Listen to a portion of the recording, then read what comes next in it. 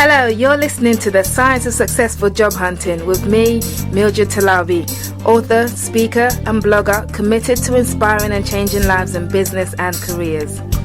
This podcast series is all about sharing tips and techniques with you that will take the guesswork out of your job hunting. Why? Because successful job hunting is not about luck, chance or hope. Successful job hunting is a science. Welcome to today's episode.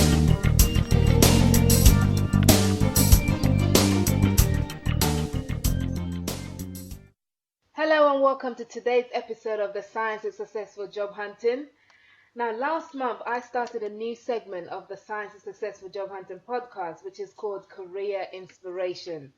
Now, this is where I interview mid to senior level professionals who are doing amazing, unique, exciting or unusual things in their work lives to find out their story and to draw lessons on how we can replicate it in our own work lives. Now, my guest today is a fascinating mix of an accounting head and an all-out creative. Morenike Ajayi works for a housing association by day, where she is the Assistant Director of Finance and Procurement. At night, however, she moonlights as the executive producer and presenter of Career Nuggets, a TV talk show that focuses on business and career development and airs on OHTV Sky 199 every Tuesday and Saturday. With season 2 of Career Nuggets starting this month of January, I wanted to find out from Morenike just how she has managed to build a successful career in these two seemingly opposite worlds, and also what advice she has for any professional looking to do the same. So Morenike, thank you so much for being our career inspiration for today's podcast, and welcome to the Science of Successful Job Hunting. Thank you, Mildred. It's an honor to be here. Awesome. Well, you and I first connected almost a year ago now when you kindly invited me to be a guest on your Career Nuggets show. And Correct. yes, and then it then turned out that you currently work for the same housing association that I used to work for. So it's almost like our paths were meant to cross. That's right. So can you take us back to the beginning of, well, first, your finance career? How did you get started in this aspect? I mean, was it always a passion of yours to crunch numbers at a senior level? Absolutely. My career journey is an interesting one. So my first degree actually was computer science, and I was a programmer briefly for a year. Came back, and all this was in Africa, a country called Nigeria. So I came back to the UK, and I decided to, well, permit me to say, but I am a Christian, so I decided to go down the accounting route. That's where I believe in God, and that's where God was leading me. But it wasn't very straightforward. So it required me to be very determined, very passionate, very kind of bulldogish out, and I'll explain what I mean by that. When I came back to the UK, I was told that my degree from a foreign country would not get me anywhere. And I knew exactly what I wanted. I wanted to become a chartered accountant. I didn't want to spend my money to study. I wanted an organization to employ me, pay for my training, and while I'm passing my papers, I wanted to get to be promoted. So there were a lot of things I was demanding, I would say. And all this I put down, and I realized that the only thing that could offer me that was a graduate trainee scheme. So I investigated about that, and really you needed to have a degree from one of the Russell universities, because they're only about 15% of the accounting profession graduate trainee. They only take on about 15%, so it's a very low take up. And you needed to have a minimum of second class upper or first class, and I didn't. I had the second class lower, so everything seemed to be against me. But I kept on applying, so I applied for over 70 jobs, and eventually I got the interview, and it was an assessment center, psychometric testing, then interview, did all the 3 stages, and guess what? At the end, I did not get the job. Oh no. But I didn't stop there. I went back for feedback. But one thing I did about the feedback was I requested for the senior member on the panel, which was the chief executive, to feed back to me and not HR. And when I eventually got the audience with him, it was just about 5 minutes he said he had. The first thing I asked him was, why didn't you give me the job? Not that I wanted the feedback, and he wasn't expecting that. And he said, oh, you were almost there, but really, I don't think you remembered me, but But by the end of that day, our conversation, he did remember me because I asked him another question. How often do you do this recruitment? He said once every year, and they take on one graduate. And the following year, I went back, got to the final interview. He was on the panel. He winked at me and I winked back, and that was the rest was history. That's a That's how I fantastic started. story. Yes, that's how I started. And That is yes, and brilliant. from there on, I gathered my experience, worked in different companies from Transport for London to PricewaterhouseCoopers, the local council, and now I'm with the Housing Association, yes. And I've steadily, you know, planned my career journey, and it's gone according to plan to the glory of God. Yep. I absolutely love that story. I mean, that took some guts, It you did, know. yes, So yes, already I can tell that you're somebody who's kind of has guts, you know. yes. So did you, when you requested to see the chief executive, were you thinking by the end of this conversation I want him to hire me, or did you genuinely just want feedback but at a higher level? Generally, I thought he can make anything happen. So if he could up hire me, fine. But if not, I will come back again. And I wanted him to remember me for Mm, something. Yes. wow. So I knew that I wanted to get something out of it. I mean, I'll be honest, it wasn't that easy because I was told, no, you can't see him. So eventually I just barged into his office, really. It wasn't an invitation. Oh wow. That is fantastic. That is so fantastic. So talk about the alternative job search methodology, you know? That's Wow. exactly what I did. And this was 92. This is a couple of years ago.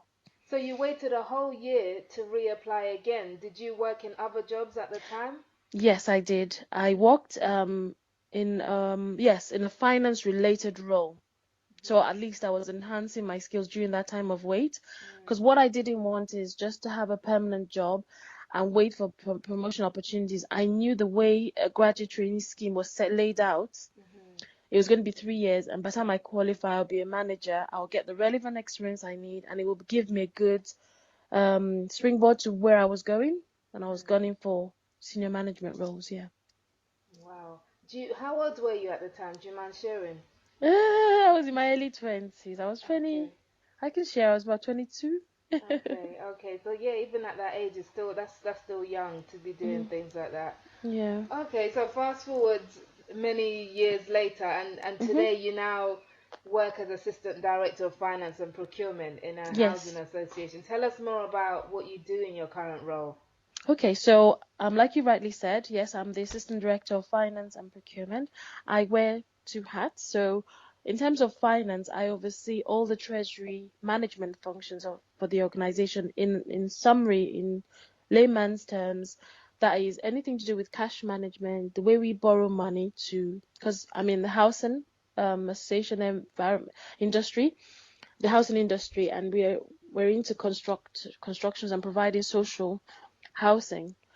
So we need to raise finances, we need to borrow money.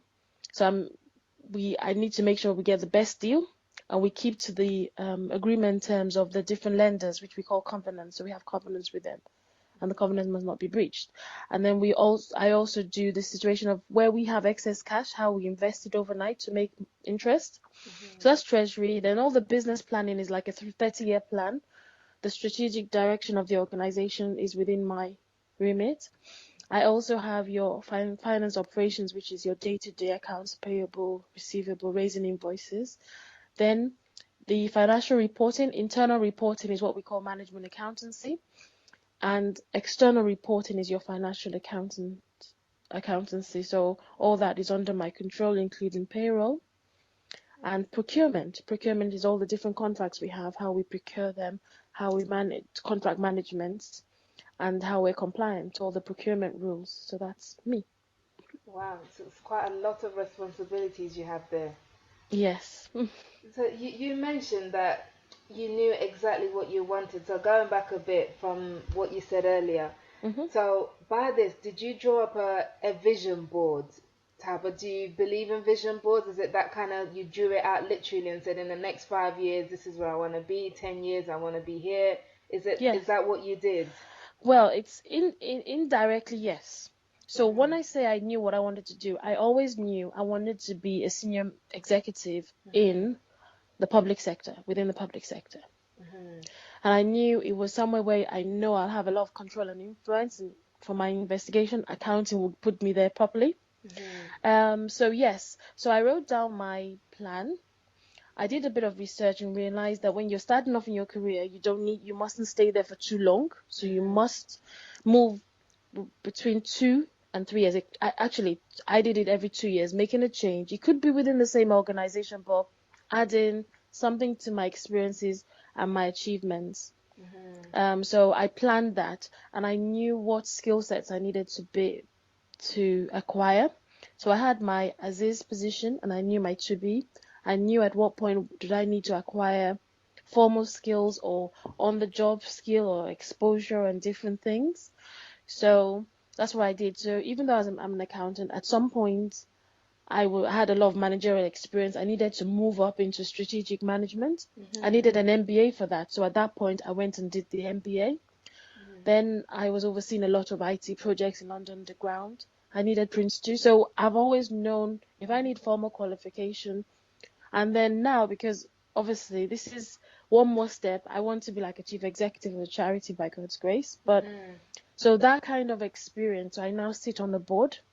So Mm-hmm. I've gone in the last 1 year, I've applied to be a board member for another association, like a Mm-hmm. similar housing association, to sit on the board to see how strategic directions are taken and govern the governance of an organization, which is a skill set I need, but you don't necessarily get the formal qualification for that. Mm-hmm.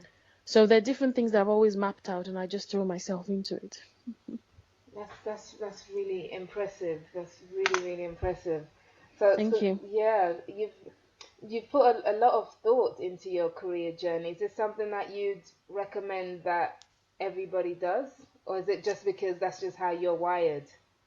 Well, I must give credit to my mom. So that's how she's late now, but that's how she's raised us. And Mm-hmm. I appreciate it because I think anything in life, not just career, you've got to put some thought into it Mm-hmm. because it is a big chunk of your life. And think about it, I only got home within the last half hour. So I probably spent about almost 12 hours at work. So why wouldn't I put a lot of thought into something that's going to be so key, so pivotal to my life? Mm-hmm. So I think it's important. Otherwise, if you don't put a lot of planning and thinking in it, you might find yourself in the wrong direction. Mm-hmm. And that breeds a lot of things from frustration for when if you assume you're driving and you Mm-hmm. don't even know where your final destination is and you're just going around, there all sorts of things can happen. The Mm-hmm. frustration of getting lost, you run out of petrol, you're stuck. Think about all the different frustrations, those sort of things you can actually bring it into the workplace. And Mm-hmm. if you don't know where you're going and you're lost, it's very difficult to even pick up, like the illustration of the car, and you lose petrol. How do you move from that point? Yes. And that's what can happen. So I think it's really, and it's not just about the planning, because you can have the plan, but sometimes with the plan, you don't even know how you're going to move. So you need to also tap into, I believe in investing in oneself. If you need a mentor, somebody that has gone through the line, told that path, invest in it because that's where you want to get to. So it's so important. Have you ever made a wrong career move? It sounds like everything's been going according to your plan so far. Well, to God's glory, but not necessarily. I wouldn't say it's a wrong career move. I would say that at some point I knew I needed to make a move, but I didn't, because then I had some fears that if I moved, would I get another job? Even though everything's going on well, I was very comfortable where I was. The pay was great. Um, and I just knew that it was time for me to move on, and I didn't make that move. Mm-hmm. And eventually there was a restructuring, and I was made redundant, and that was very painful experience because I didn't see it coming. I felt, I'm so valuable. All my appraisals were fantastic, and I just didn't see it coming. And So that was painful. how did you how many years ago was this redundancy, and how did you bounce back from it? So this was about, I would say, about 4 years or 3.5 years. Yeah, coming up to 4 years ago. And so what had happened was that I had about 4 months in the job pool Mm-hmm. to secure another employment somewhere. And I did get another role in the organization, but by then I think the reality dawned on me. It wasn't at the right level that I wanted. So I just, before the 4 months ran out, I picked myself up and then I got another job. So it ended up nice and sweet because I left with a good package and I had a job. Excellent, excellent. Mm. Well, let's talk about the more recent career for you alongside the finance. So Korea Nuggets, which is your TV show, Yes, you launched that in March 2015. Is that correct. correct? Okay, That's so correct. how did that come about? I mean, what made you decide to start this? All right, just the passion that I'm very passionate to see other people excel in the area of career development, in the area of their career. And it's from my course of working and all the different experiences I've had. I felt some people can learn from it, or people need to be educated, or even inspired, empowered. And so this is like a passion. It's like I would say my community, giving back to the community. And that's what really inspired me about Korea Nuggets. And why on the TV, I felt there's so many things to do with career, but not everybody knows where it is. And there's certain issues that I think are not really being discussed in the community along the soft skills. And I felt putting it on TV would bring these things out to a wider audience. And also, it's not just the TV. I felt the platform was good for me to be able to bring out these issues and also give back and also form a big network of people, because that's what you need really in the career. At certain points, you need a network that you can tap into to be able to enhance the skills and things that you want to pick up. So some of the things I've picked up in my career has been through the network that I have. So I had never managed procurement before, but I have it now and I have a network I can tap into. Yeah, so by bringing different accomplished professionals onto the show, and they're the experts, they share very good, it's nuggets. I can't give people the full information, it's just tips, bite-sized tips. Yeah, I'm widening my network that can help somebody else needs any help, and I then know where to direct them. The idea of the networks thing is definitely something that comes up again and again when I speak to different guests on this show. But Hmm. you said that you tapped into your network for procurement. So was that something, an area you didn't know about? How did you do that exactly? What's the practical expression of this? Okay, so the practical expression is, it's not that I wasn't aware of it. So the when I say network, the internet is a network itself. There's so much information on the web. Reading about things, and as you're reading about things, it could lead you to people. So through LinkedIn, I was able to make connections with people and send them emails and tell them about I'm about to go for a role like this, and what do you think? How would what is it that I need to know? And also educating myself. That's what I mean by tapping into a network. Then I also joined some procurement clubs. So the procurement industry has a variety of clubs that you can go to and learn from other people in a similar sector. Is this online you join the clubs, like in LinkedIn, or is it actual physical groups? No, so I both, Okay. yeah. Okay, okay, brilliant. So with Korean Nuggets, then what are your colleagues? First of all, are they aware of your side hustle? You know, how has it been Absolutely, I received in your believe day job? no, I believe in being honest and transparent. Integrity is key to me. So everybody from my chief executive down to the rest know about Career Nugget.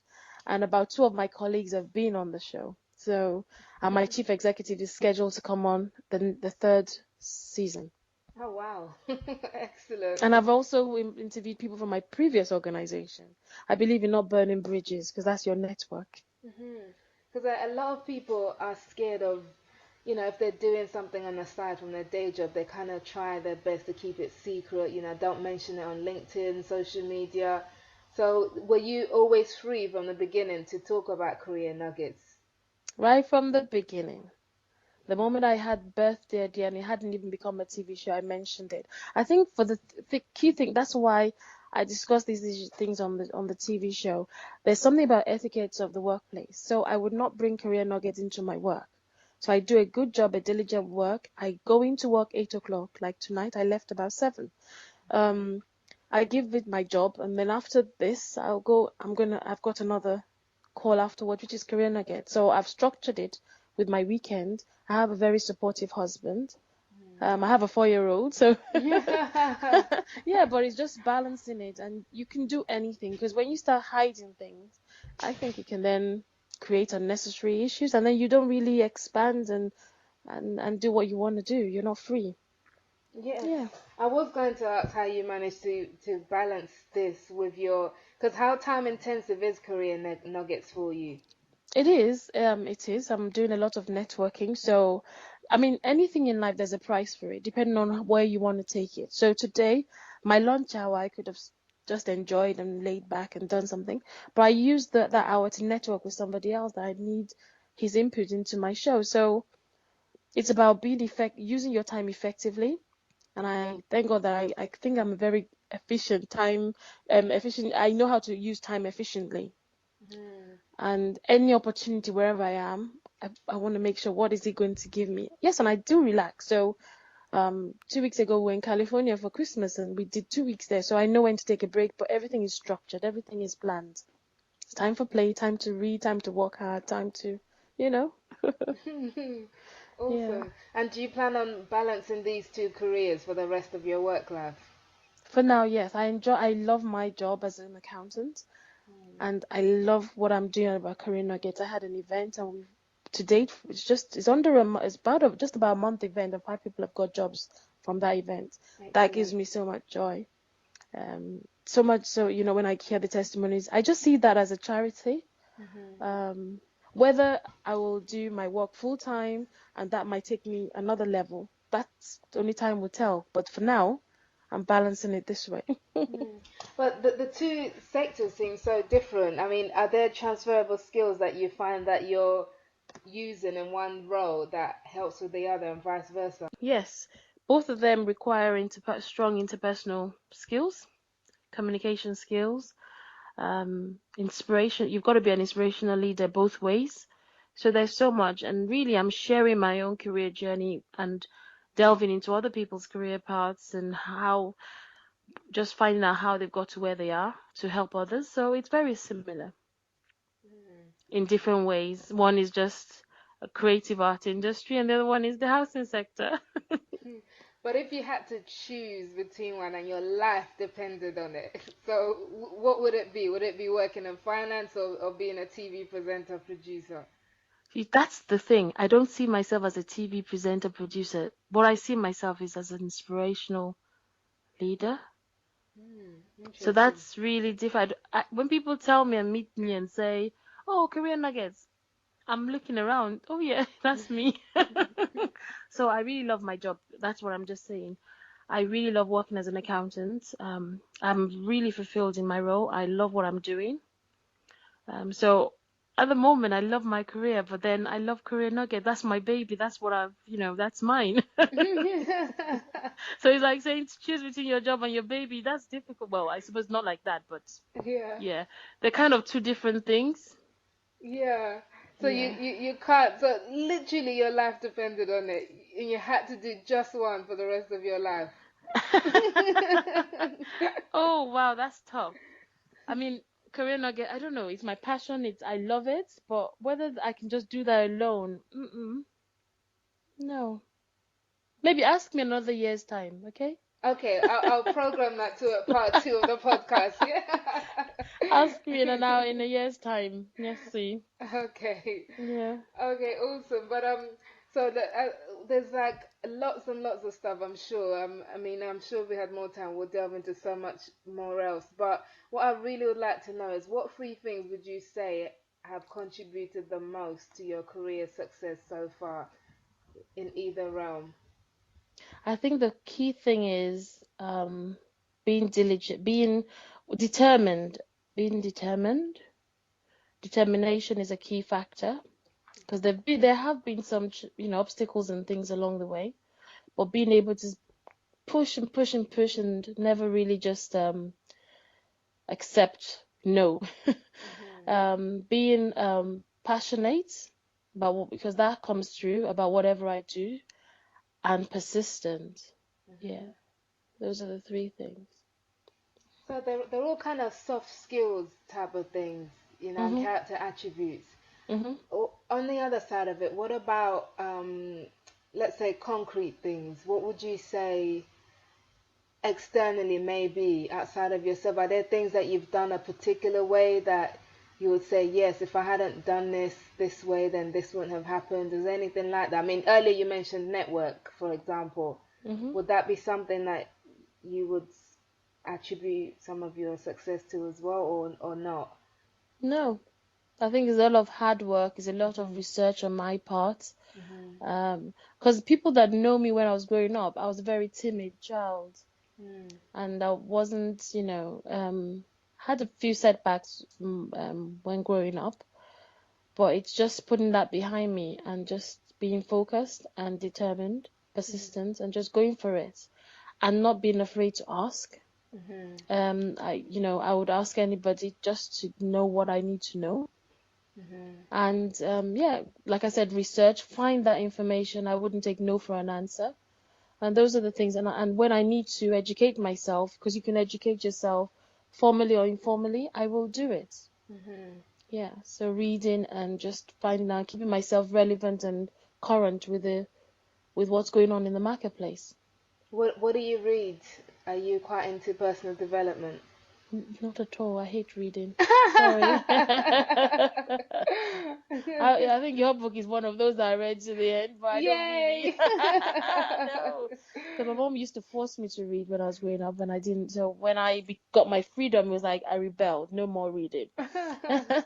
No, but well, Okay. yeah. So yeah, that's it. Okay. No, that's really good. So if someone, because a lot of people, so what if somebody's not, I don't know, doesn't have the self belief that you have, Mhm. but they really want to do something completely different with their work life, maybe on the side like you're doing, or just Mhm. completely. What advice would you give them? How can they get started on this journey to a career that they find fulfilling? One thing I would say is you need. I would say get a mentor. Because there were certain times in my career journey which I didn't get to say. I know that the next level, it was so daunting, and I just couldn't find it in me. I wanted to be there, but I couldn't, and I got myself a mentor for 3 months who walked with me with the self-belief, with the confidence, with the way you present yourself, speak, and things. So and I run a mentoring, so that's the sort of thing you need to look for somebody that you can relate to, Mhm. and just mentoring is not like a friendship. Mhm. So you got to have a clear objective, what you want to get out of it, and the duration, clearly define it so Mhm. that you then get what you want. People take mentoring. I've come across people that say, "Oh, that's my mentor," and they've had that mentor for 10 years, 15 years, and nothing's changed. That is Mhm. not mentoring. Mhm. What's the difference between mentoring and a coach in your perspective? In my perspective, a mentor is somebody that has told the line and would only it's in the control of that relationship is in the hand of the mentee. Mhm. So the mentee dictates what they want out of that relationship. Okay. But coaching is more hand holding. That's how I see it. Mhm. And you're kind of coached where you want to get to, but they don't necessarily, it's a skill. They don't necessarily need to have told that line that you want to become an accountant. You don't necessarily need a coach who's an accountant, Mhm. because they will call on different models, tools to enable you to walk from one destination to the destination you're aiming for, So and with they a and they mentor, hold you it's accountable. okay. So But with mentor, you're tapping into the experience okay. to so it's different. Coaches use different techniques to get you to where you're going, and they walk with you. But a mentor, you're actually tapping into the experience, and the experience might be work.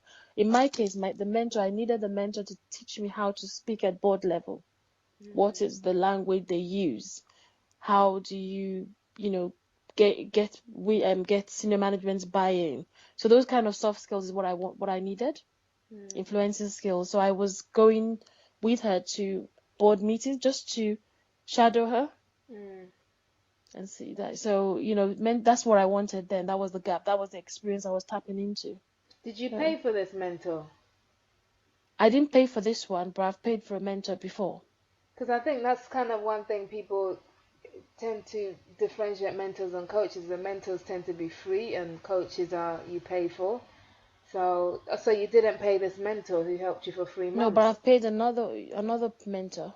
So it Okay. depends. Mm. Yeah.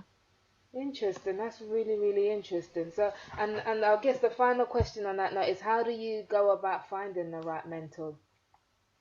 By researching, first of all, you've got to know, okay, so people come up to me, they want me to mentor them. And that's great. Okay, what do you want? Oh, just mentor me. That's nothing. The starting point is you need to know what you want. And then who have you seen that has that? You might not necessarily know anyone, but you speak around, you look at what sectors. There are loads of different networking groups that you can go to. And from there, you might meet somebody that has just got what you want. And nowadays, with social media and all the different platforms, you just need to read people's profile, and particularly LinkedIn if it's career. And you find out that there are loads of people out there that are willing to give you their time, but you need to know what you want. So somebody who was chasing me to be their mentor but didn't know what she wanted, that's it. They don't get hold of me anymore. You've got to know what you want. And then I might say, okay, I'll give you an hour of my time a week or something. And that 1 hour you need to use it wisely and get what you want. If you want them to introduce you to a particular person or another opening, or you need an experience somewhere, you use your mentors for that because they're there. Brilliant. That's really good. That's some detailed insight into what a mentor can contribute. So thank you. You said you offer a mentoring program. Is this open to the public? Can people? It is, yes. Contact but they you pay for for that? it, yes. Okay. So Yeah. tell us then, how can people find out more about you? And because our time is up now, and then this mentoring program that you have, and also tune into Career Nuggets. Okay. So I'll start with Career Nuggets. Season 2 launched yesterday, 7:30. So Career Nuggets is on TV 3 times a week. So the every new episode is on Tuesday at 7:30 p.m. Sky 199 OHTV.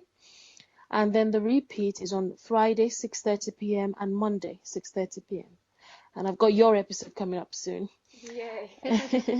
And then, yes, if you go to my website, www.careernuggets.co.tv, apologies. It's www.careernuggets.tv. Then all my services are on there, and they're from mentoring to joining our career club. And we have events coming up like a boot camp, and we've got events that you can attend, and they're all on my website. Fantastic. That's really good. I think from what you've shared today, I'm sure lots of people will want to get in touch with you That'd be great. for that. So thank you so much for being a career inspiration on today's show. I think it's been amazing. I hope it's been useful. Yeah, definitely been useful. So I'll put in the show notes how people can get hold of you for the mentoring and also to watch the show. And Okay. yeah, I'm looking forward to the show that we did together to air. I'll certainly be glued to my seat for that one. Yes, I can't remember. I think it's in about 5 or 6 weeks, but I'll be in touch with you. But Okay. I've reviewed it and it's awesome. It's something people need to tune in. You gave a lot of nuggets. Oh, fantastic. That's good. Morenike, thank you so much for being a part of the show today. It's been a You're real welcome. pleasure having you. Thank you. Thank you for having me too. Awesome. And thank you for listening to today's show on the Science of Successful Job Hunting. If you've enjoyed it, please leave a comment and, of course, go over to iTunes and please give a rating and subscribe if you haven't already. You can also subscribe via my website, www.mildredtalabi.com. And if you've got any career questions that you'd like me to answer or anyone you'd like me to interview, feel free to drop me an email via my website, mildredtalabi.com. But until next week, remember that successful job hunting is not by luck, chance, or hope. Successful job hunting is a science. Take care until next time. You've been listening to the Science of Successful Job Hunting podcast series with me, Mildred Talabi. Now, if you're a mid to senior level professional looking for a change in your job or career, Get in touch with me at www.cvmakeoverexpert.com for help with your CV, LinkedIn profile, and much more. That's www.cvmakeoverexpert.com. Until next time, take care and happy job hunting.